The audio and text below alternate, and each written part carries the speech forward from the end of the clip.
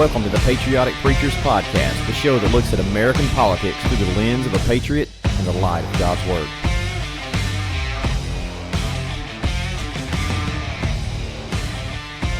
Well, thank you again for tuning in to the Patriotic Preachers. I'm Micah Farr, and with me, Cody Oliver. How you doing tonight? That is my alias. That's what people know me as. Yeah. Don't ever let anybody get a bead on you. No, I'm enjoying the fact that all of our equipment is working, and I'm enjoying my new fluffy jacket. Yeah, that is a nice jacket. Marty McFly style. Yeah, if it were only that orange. Yeah, McFly. What are you doing with the life is over? McFly. Make like a tree and get out of here. Smoke like a tree and make you. How did we digressed? And apparently I choked to death. Sorry. Oh yeah, hope you make it through. Well, thank you for tuning in again to the Patriotic Preachers. We do not take it lightly. We thank you very much. Share our podcast with your friends. They can find us on the podcast, the Podbean app or at podbean.com.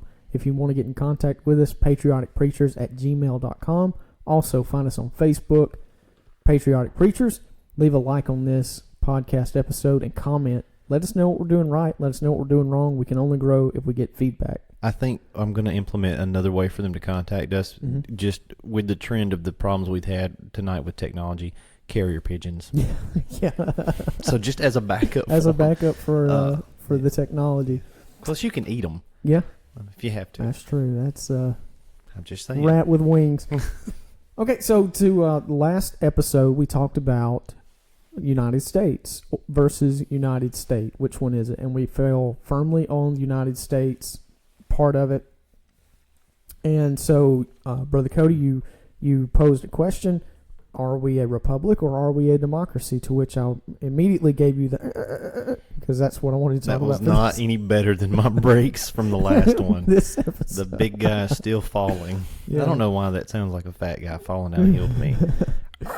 But, I can't do it. So that's going to be the topic we cover in this episode. Republic or democracy. Versus democracy. Yep. Okay, so we've got some notes jotted down here, and Micah has done me the honor of giving me his notes because I had a super busy day today, and I didn't get a chance to jot my thoughts down. But you've got right here at the top of this kind of reference sheet for us to look at during the show so we don't get off track.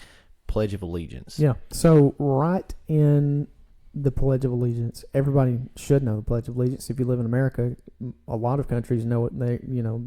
Those citizens know it. They're not citizens. But immediately, quote to me the Pledge of Allegiance. Okay, I'm gonna have to caveat this. Okay, I haven't said the Pledge of Allegiance since I know in my mind the date that I said I ain't doing this again. Wow. It was in the 5th grade, and I'm a weird guy now. Yeah. But I said this yesterday, right? And nothing has changed on my end, and so I'm gonna call it good. I said it we're still good from yesterday. Yeah, it's like, I did. Well, kind of like the story of the. I don't know if you ever heard this, but there's a story of a couple. They've been married for 40 years, and they're just coming up. Well, they've been married for 50 years. I've heard this. Their golden anniversary. Been married for 50 years. You never tell me you love me. Yeah, they said, "Daddy, tell Mama you love her." I told her 50 years ago, and if anything changes, I'll let her know. I will update you as changes are made. Yeah. But I always used to say the Pledge of Allegiance with my fingers crossed because it's conditional. Just in case. Just in case. It's conditional. Yeah, it's a conditional covenant. Yeah, it is a conditional covenant. Okay, so this is not Abrahamic at all. I love my country. You're pledging allegiance to the country, not the government. Right. So if that helps you anyway. Yeah, it does. Yeah. I pledge allegiance. I feel like the old lady in National Lampoon's Vacation. say the blessing. She died. Grace died years ago. We're getting off topic. It's a special person that listens to our show. Oh man! I pledge allegiance to the flag of the United States of America and to the republic. And to the republic for which it stands. One nation, under God, invisible. You can't see it. With liberty and the whole thing. I thought when I was little, I thought it was indivisible. Inside of the visibility. Indivisible. They were in the realm. Yeah. They were in the spectrum of light. So obviously, right there out of the gate, we've answered the question: republic versus or democracy. What are we? We're a republic. It's in the Pledge of Allegiance. Yeah. I'll give you one more. We're a constitutional republic. Absolutely. What does that mean? It means that we are governed by the Constitution that we have all bound ourselves under. And if you listen to the last episode, if you didn't, go back and listen to it before you listen to this one. You'll get a whole lot of information. You might be able to understand this conversation more if you go back and listen to that. But we are a constitutional republic. We bind ourselves underneath the governing legislation that is the United States Constitution and all of her amendments. And we are a republic. So what does it mean to be a republic?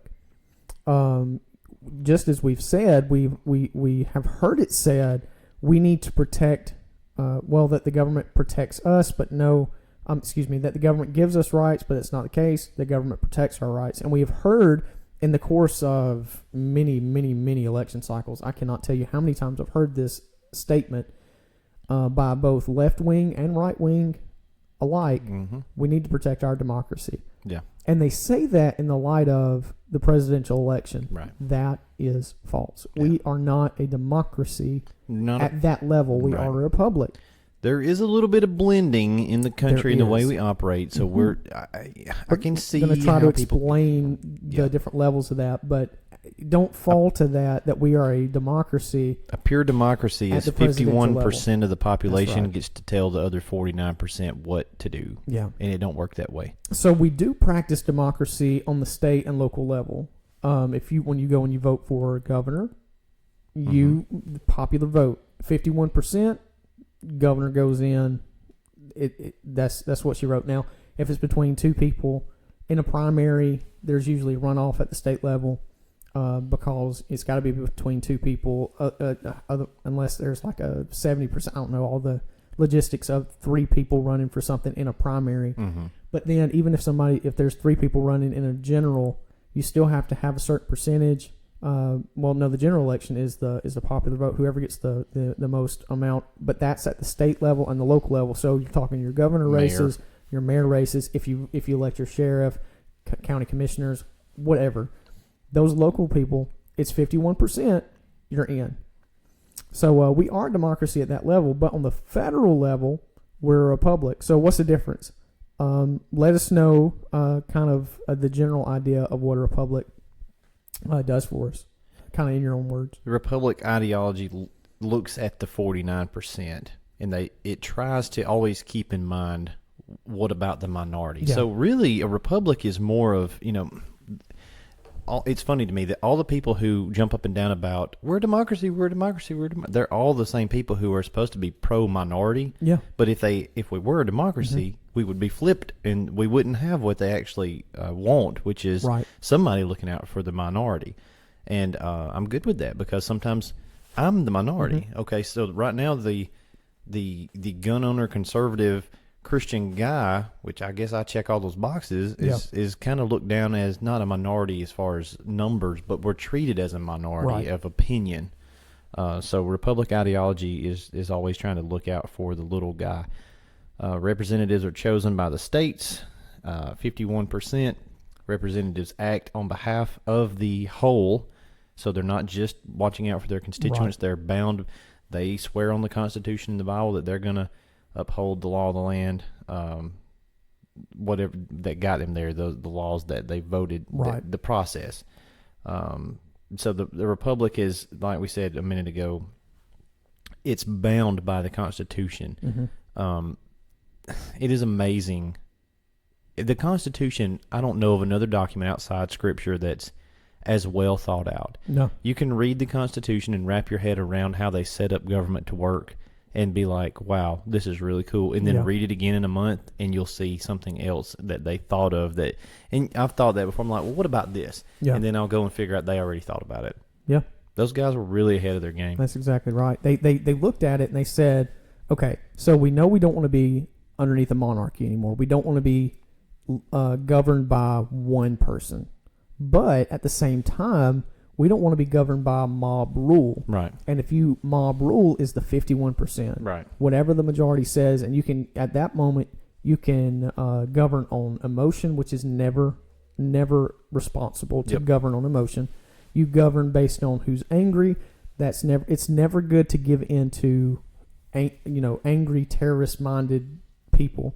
So with a republic, you're able to kind of control the emotion. You're able to control the situation, bring people down to another level, because most of the time, not 100% of the time, but most of the time, the 51% cares about the 49%. Yeah. They care about, okay, how does this make you feel? Now, sometimes sometimes that's not the case. The 51% doesn't care what the 49% says, and they're happy that they're in the majority. But the thing is that the 1% or the 2%, whatever, at any time it can become 50-50. It can become 51-49 the other way, because there's always a group of people who are wishy-washy that go back and forth. So you can't run on majority rule. If you run just on majority rule, you run just on a democratic. When I use that word democratic, I'm not talking about the Democratic Party. I'm talking about democracy as an adjective. You run as a democratic state, then you'll be back and forth and back and forth. There's no consistency. Right. Yeah, one decade you're going to have left or leaning, and then you're going to scrap all those laws and go back to the pendulum. The pendulum is always moving. That's right. The only way that you can stay in that line of thinking, have that democratic state, is if you're very homogenous. It works for people like Switzerland because they're all the same kind of people. But we as Americans, even back in the 1700s, in 1790, we've always been diverse. Always. Yeah, and I hate it when they go, well, look at such and such. Well, yeah, you've got a country that's got the population of Texas, and then all those people are the same race. They're the same ethnic back. They've been there. Every one of them are 10th generation descendants of there. They don't have the muddied background that we do with the slavery issue, which is a big problem in the U.S., and we're still not over it with all the things that come with that. So, yeah, democracy, it can appear to work in those other countries, but we're just too different. And that pendulum swinging, what we've done with the constitutional republic is we've dropped a cinder block on either side of that pendulum, and we've said you can't swing too far this way and you can't swing too far that way. Right. Which is it goes back to the previous episode that we talked about with states' rights. Yeah. If you want to swing your pendulum, boy, this is sounding weird, but if you want to lean to the right, find you a state that you can live in that lines up more with your ideals. Right. If you lean more to the left, good for you. Do it over there. Go to California. Go to some of the other. There's a lot of states now. Portland, Oregon. They're super left wing. But in a republic, you're able to set your representative up, and however you affiliate, whether it's right, left, you're able to vote for your representative and send your representative to the federal level. Have them speak on your behalf. That way, it's not 300 million voices screaming. Right. It's just a few.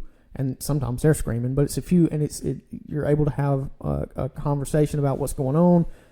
You're able to get the ideas out. You're able to get grievances out in a much easier way. And so republic, where a democracy, pure 100% democracy, I love democracy, but pure democracy, 100% democracy is mob rule. A republic way of government is representative rule. A republic way of government is, I'll take your grievances to the higher level. You trust me. You voted me in.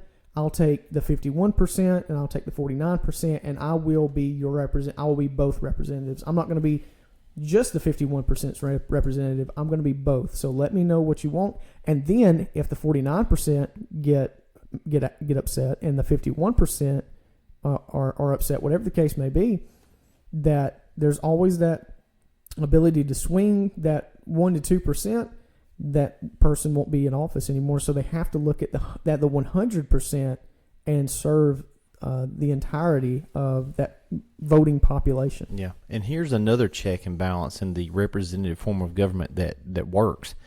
2000. Let me see when this article was written. I just looked it up here. September 11th, 2013. Colorado. Right. Colorado is trying to go pretty lefty in recent years. Yeah. Little company called Magpul is based in Colorado. Well, they were. I think they moved headquarters since this actually happened in Colorado at the state level. the state, I want to say, let me see. Let me just read a portion of this article. Colorado Springs, just from the New York Times. Mm-hmm. 2 Colorado Democrats who provided crucial support for a package of state gun laws that were voted out of office on Tuesday in special elections seen as a test of whether swing state voters would accept gun restrictions after mass shootings in Colorado movie theater and a Connecticut elementary school. The vote, which came 5 months after the United States Senate defeated several gun restrictions at the federal level, handed another loss to gun control supporters, blah, blah, blah, blah. Basically, I'm going to paraphrase here. Colorado State Senate passed some gun laws that, if I'm not mistaken, they were outlawing 30-round magazines. Right. What's on that shelf right there? 2 Magpul 30-round magazines. Yeah. And I've got about an undisclosed number Yeah. of magazines. Right. Colorado outlaws them. Mm-hmm. Magpul, the world's, at least in the United States, is largest magazine provider for AR platform rifles, is based in Colorado. Mm-hmm. People were not happy. Yeah. They recalled those senators and replaced them with Republicans. Yeah.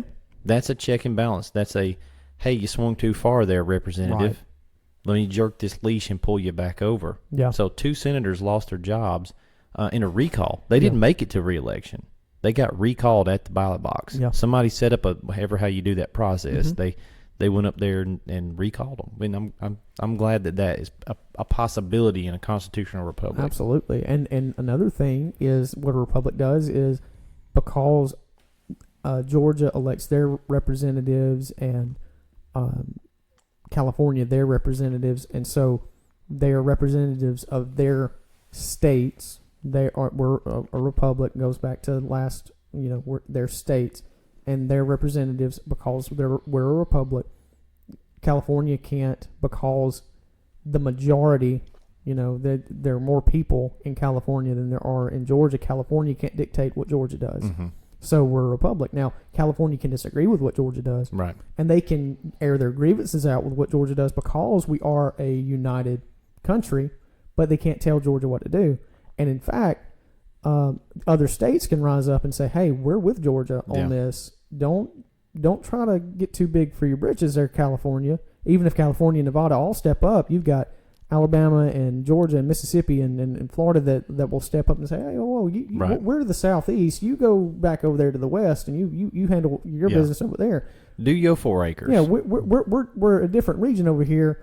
We can handle it. And so that republic ideology, again, helps to protect the people. Democracy in its purest form is mob rule, and that does not protect that 49%. The republic ideology does protect the 49%. And again, I'm going to make this caveat. I'm not talking about Republicans and favor the 49, and Democrats not. No, this is democracy and republic. Now, after saying that, if you watch the Republicans and the Democrats, the Democrats do tend to favor more pure democracy, and the Republicans do tend to favor a more pure republic. That's why the names Republican and right. Democrat. Yep. But you know what you get when you get mob rule? The Salem witch trials. That's exactly right. And nobody's for that. No. Everybody looks back at those things in history, and we're like, well, how did that happen? Yeah. That's how it happened, is you had no boundaries. Yeah. You had no system in place to protect the minority. They were just subject to the whims of the majority. Yeah, mob rule is Salem witch trials. Mob rule is Jim Crow laws. Yeah. Mob rule is when civil rights movement, when it began. Mob rule is the people going at them with hoses and whatnot. That's mob rule. And if you want mob rule, go for it. Have at it. But I don't want that. I want to be protected if I'm that 49%. I like the checks and balances. I do. I like it. It helps to protect. You don't have to have a constitutional republic, but it helps. It does help.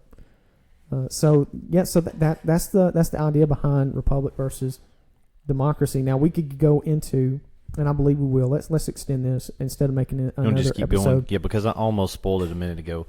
Yeah, it's so close. Let's just go ahead. This topic came up in the last presidential election, and pause for 1 second, because me and Emily were just talking about this yesterday. She was like, "What year is the not pause the podcast, but just pause this thought? Yeah, is the election this year?" And I said, "No, it's next year." And she's like, "Well, good night. They're talking about it a lot. Yeah. They start talking about it the week after right the inauguration, which drives me insane." The Electoral College. It got brought up in the last election cycle. Yeah. Because everybody was mad that Hillary Right. didn't get it. She won popular vote. She didn't win the presidency. Didn't win the presidency. Mm-hmm. Why? Well, why does the Electoral College matter? The Electoral College serves to be, again, a protector for the little guy. We are a state-run country, and so just to let's kind of start down at the bottom and work our way up. Okay. So we are a democracy. Like I said, we're a democracy at the state level. And so at the state and local level. So you'll see these primary elections go on. And what a primary election is you'll show up to the ballot box, and on a primary you can't vote for Republican and Democrat. You got to choose which one you're going to vote for. You vote on one ticket. And what a primary is the teams choosing their candidate. Right. Who's the Democrats going to choose to run against the Republicans? And so you've got Democratic primaries and you've got Republican primaries, and you even see this all the way up to presidential elections. They're just larger scale. And so then they pick their sides. There might be a runoff to choose between a fewer number to get their side. And then you have the general election, which we live in a two-party system. If you do some research on this, I don't know if you know, and I don't know if y'all out there know, but two-party system is not the common theme in government worldwide. It boggles my mind, but there are systems out there with 5 parties. Mm-hmm. I don't know how that used to have the Whig Party. Yeah, well, even then, we've always been a two-party system. It's always been two. Yeah, it's always been two. Anti-federalists and Federalist Whigs, and yeah, it's just they've changed names. Okay. And 5 at one time. Yeah, there in some countries over in Europe, there are countries that have 5 parties, and they send. Well, I guess Parliament is a two-party system, isn't it? Yeah, I think House of of Commons, it is. House of Lords, kind of. I think it is, but I know France has a 5-party system or something like that. We don't count France. It's wild. But But anyway, we're a 2-party system. Sometimes third parties try to jump in. Never been a third-party president win, but there have been smaller levels. Getting close to their libertarian ideals are coming up. Right. And so now the democracy versus the republic kicks in with the presidential election. And so this is where the Electoral College comes in. The states hold the democratic elections. Okay? Who are we going to choose to be our candidate? And it's back in and usually it's a winner take all. Whoever gets the majority. Usually it's a winner take all system when it comes to the primary elections. There are some states that don't do that. But for the most part, it is that way with the primary. Again, we're talking about the primary election. So last cycle, you had Ted Cruz, Donald Trump, Marco Rubio in the primary for the Republicans, Hillary Clinton, Bernie Sanders. They were basically the only two, but you had them for the Democrats, and they were choosing their sides. In Alabama, Donald Trump won, close one. Ted Cruz won a couple. But ended up being that more states chose Donald Trump, so he is the Republican nominee, and Hillary Clinton gets the Democratic nominee. So that's where we get we've chosen sides. If you want to throw anything in here, yeah. Well, the one thing that really opened my eyes to why the Electoral College matters so much is seeing that map, the red and blue U.S. map after the vote, where you had. The whole country, land-wise, was nearly red. Yeah. And then you could see where your big Democratic cities are, and those populated areas got votes because there's a lot of people there. But if we were running just on people, for example, in the 1992 election, Bill Clinton received a majority of electoral votes, got the presidency. He only got 43% of the popular vote because that was the year that Ross Perot, you don't remember, you were a little kid back then, but Ross Perot was basically one of the characters from The Lord of the Rings.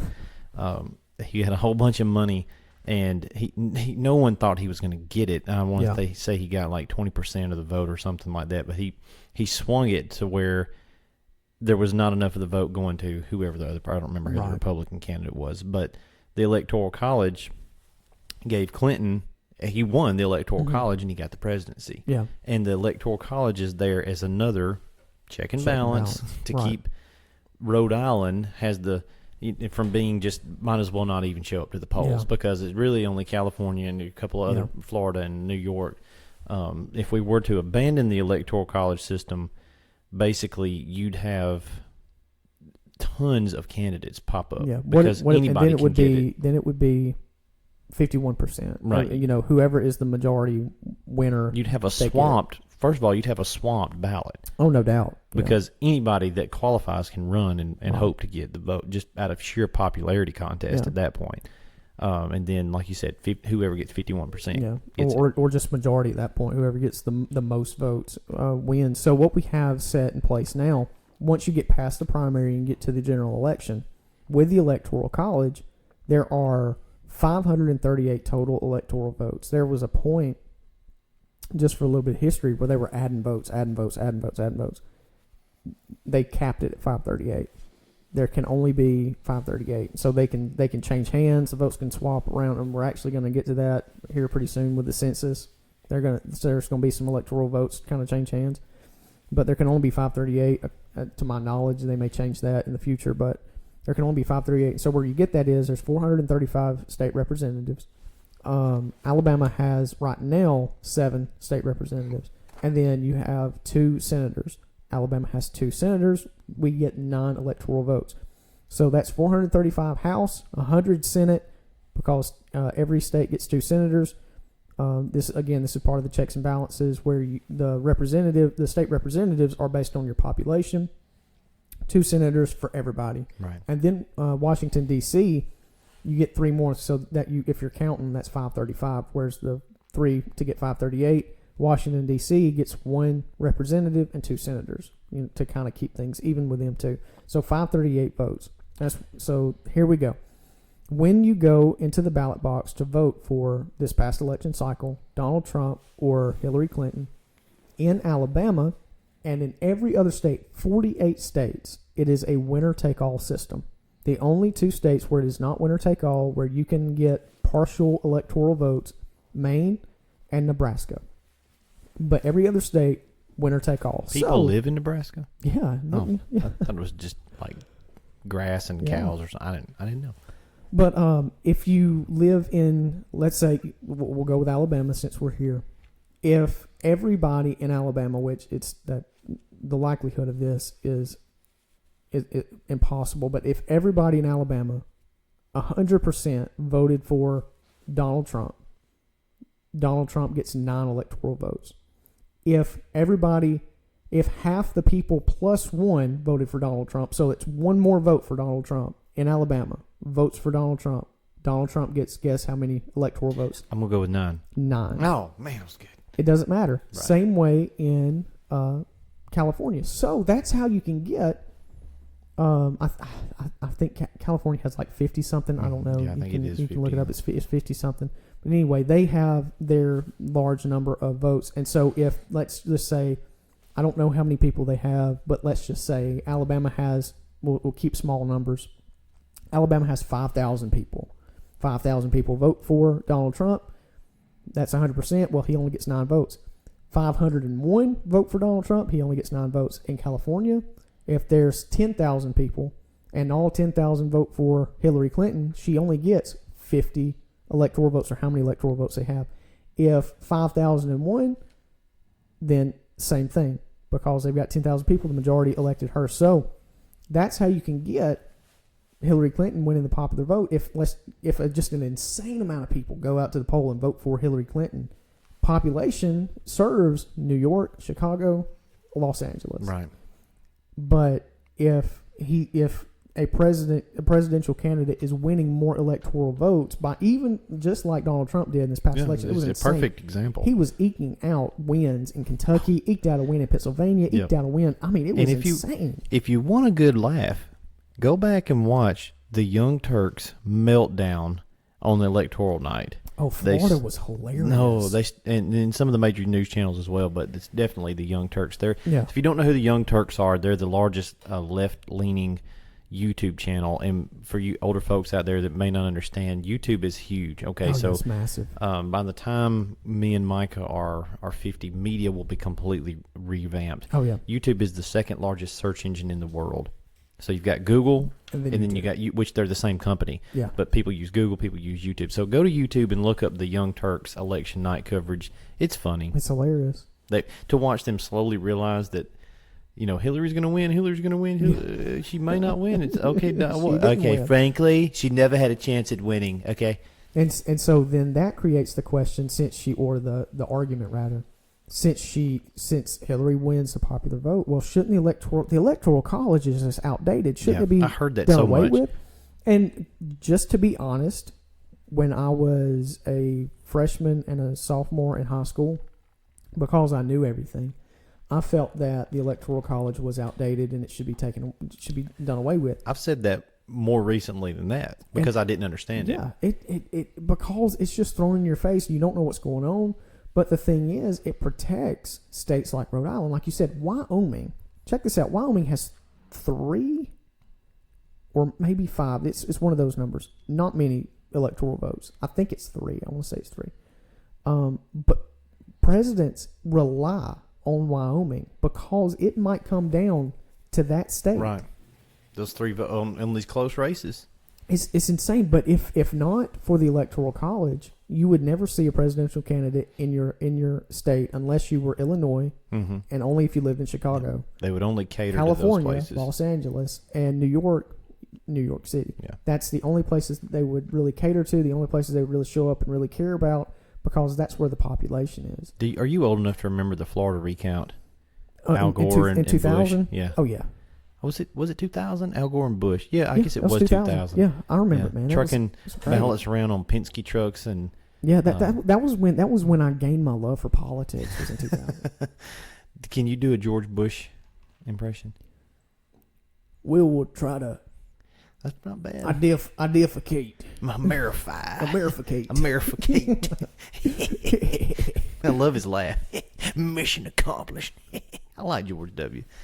Yeah. Not the greatest president, not the worst president, but hard pressed to find a guy that loves America anymore. Yeah. He loves middling when it comes to being a president, but pretty decent guy. Yeah. But the electoral college is not outdated. It is actually way ahead of its time. It really It is insane that they thought of this in 1790. I don't know what the deal was back. Was it the wigs? I mean, was it the hair? Was it the tights? What do we need to go back to? I mean, I don't know. And you got to understand, man, that when in 1776, when these men began to stand up and fight for freedom, now they were older in 1790, but when they began, they were in their 30s and 40s. I mean, they were not old people. Yeah, makes me look like an idiot. Nathan Hale, who died for this country, was burned at the stake and said, my only regret is that I only have one life to give for this country. Was 19. Crazy land. 19 years old. We can't get 19-year-olds now to do anything. It is absolutely insane. Now, 19-year-olds say, if I don't have a safe space, then I'm going to whine and cry, and I'm going to go and I'm going to protest. His protest was, I will be burned at the stake. An unsafe space. It's crazy. It is. But yeah, so the Electoral College, way ahead of its time, because they looked and they said, well, we're a republic. We're doing everything we can to protect that 49%. We're doing everything we can to protect the minority because they matter. Minorities matter. Racial minorities matter. They do. Because one day you may be in the minority. Exactly. Religious minorities matter. I believe in religious freedom. Practice however you want because I don't want to be told how I can practice. Yep. Now, I do believe that some religions are wrong. But you can be dumb and wrong if you want to. In the words of a great man, you can be dumb and wrong if you want to. But you're exactly right. The balance there is leans to the minority protection because one day you may be the minority. And a perfect example is this past 2016 election where the majority, just a very hairline fraction majority, voted for Hillary Clinton. But as far as the Republic is concerned, as far as the states are concerned, the majority of states said Donald Trump. And now you have to ask, should it be the majority of people or the majority of states? And there is a balance between both of those that exist in the Electoral College. And it will, and here's the thing, as bad as right now, the Democrats hate it, and one day there will be a time, and there has been in the past, where the Republicans looked at it and said, "Oh, it's terrible because their candidate didn't win because Oh, of you this." got to be careful with that. It's going to go back and forth. As bad as either side might hate it, and they'll say it's outdated and whatever, it will never, mark my words, it will never be taken away. Why? It's part of the Constitution, and to do away with it, 2/3 ratified. 2/3 ratified, and you will not have Big word 2/3 there. vote. Ratified. Yeah. Important word. Now you can have government overstep, overreach, but that, my friend, is a conversation for another day. When is it okay to ever take arms against your government? And that will be the day when I say yes. Yep. If the government ever overreaches and says, "I don't care what the people says about this, we're not going to wait for 2/3 ratification, we're just going to change it," no. Well, there's and we're wrapping the show up, but there's a guy named James Yeager. He's a controversial gun instructor up in Tennessee. I'm not a huge fan of Yeager as far as tactics and stuff go, but one thing you got to say about him is when Obama, after Sandy Hook, was threatening to bypass Congress and reinstate an assault weapons ban without going through Congress, Yeager said what every other American patriot should have said, and I was saying it to myself. I just had anybody say it too. Yeah. He said, if you do that, no. Yeah. And basically what Ben Shapiro said last week, Yeah. no. If you do that, no. Yeah. You're crossing the constitutional barrier, and we're not going to have it. And that's where we're talking about checks and balances. There's where your final check and balance lies. No, don't want to get there. No. Hopefully never. Hopefully the Lord comes back before the country gets in that shape. But I would love to get in a time machine and go back and give Nathan Hale an AR-15. Yeah. That would be cool. Yeah. Just appear and be like, "Hey, homie, check this out." Check it. Point in. He'd probably know what to do with it. Oh, yeah. He'd say, I saw this in a dream. Yeah, it was a vision. With the Electoral College, it does matter. Yeah, I hope, and it's our hope that you now understand why we're a republic versus a democracy. We do have aspects of a democracy in our system, but we are more a republic when it goes to the federal system. The Electoral College matters, and I hope that you understand that the Electoral College is one of those things where you should fight for that. Yes. That should be one of the things that you're willing to die for because it's part of your Constitution. Get out and vote, guys. Go vote. But before we leave, I got to say this. They say that your vote does not matter because we live in the Electoral College, quote unquote. The Electoral College takes away the individual right, vote power. No, it does not, because like I said, the Electoral College votes come from the popular vote within the state. Vote. So if your popular vote is decided by one vote, then those electoral votes go to the candidate that has that one more vote. Mm-hmm. So if you and your wife, or you and your best friend, or you and your sister, or you and somebody else stay home, and both of y'all were going to vote for that other person, that's two more votes for them. They get. That's how it adds up. That's how it adds up. Yeah. So your vote does matter. Go out and vote. In the words of Delmar on Oh Brother Where Art, the guys on Oh Brother Where Art there, I'm voting for yours truly. Well, I'm voting for yours truly too. All right. I'm with you, fellas. There you go. We thank you for listening to the Patriotic Preachers. Again, if you want to get in contact with us, patrioticpreachers@gmail.com. Also find us on Facebook, Patriotic Preachers. Tell everybody about our podcast. Again, you can find us on the Podbean app. Also, look for us at podbean.com. Just search Patriotic Preachers. Thank you. I'm Michael Farr with Cody Yarber. We thank you for listening. And tune in for the next episode.